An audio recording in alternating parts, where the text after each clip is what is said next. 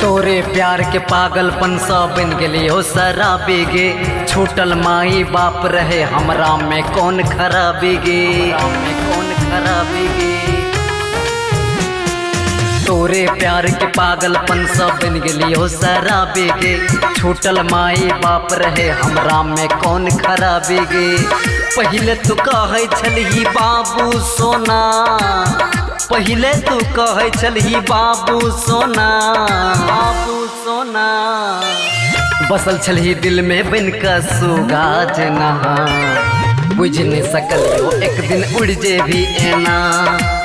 बसल छलही दिल में बन का सुगा जना, बुझ नहीं सकलियो एक दिन उड़ जे भी एना, उड़ जे भी एना।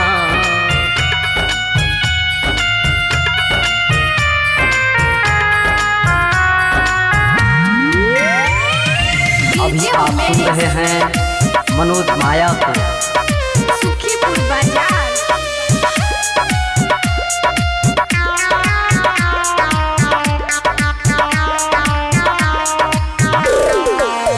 तोरा भूले रोज पिए छियो जाम गे। टूटल विश्वास न लेबो मोहब्बत के नाम गे। दौलत के खातिर भेलही हमरा से दूर गे। याद में तोहर एक दिन महल बने वो जरूर गे। उदास हम जेना फूल भवरा बिना, उदास हम जेना फूल भवरा बिना। फसल छलही दिल में बन का सुगा जना, बुझ नहीं सकलियो एक दिन उड़ जे भी एना। फसल छलही दिल में बन का सुगा जना, बुझ नहीं सकलियो एक दिन उड़ जे भी एना।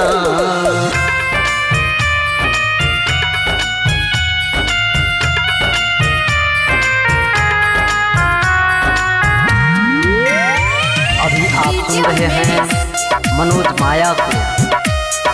सुखीपुर बाजार।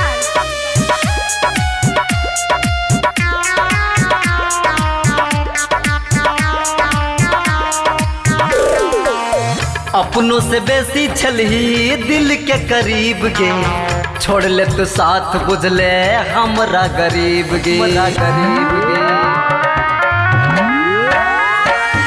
सच्चा रहे प्यार समझ लेने हर जाई। कर गेले हमरा संग तो बेवफाई। दिल ही जे दर्द फाटल जाइ छै सीना, दिल ही जे दर्द फाटल जाइ छै सीना, फाटल जाइ छै सीना। बसल छलही दिल में बन का सुगा जना, बुझ नहीं सकलियो एक दिन उड़ जे भी एना। बसल छलही दिल में बन का सुगा जना, बुझ नहीं सकलियो एक दिन उड़ जे भी एना।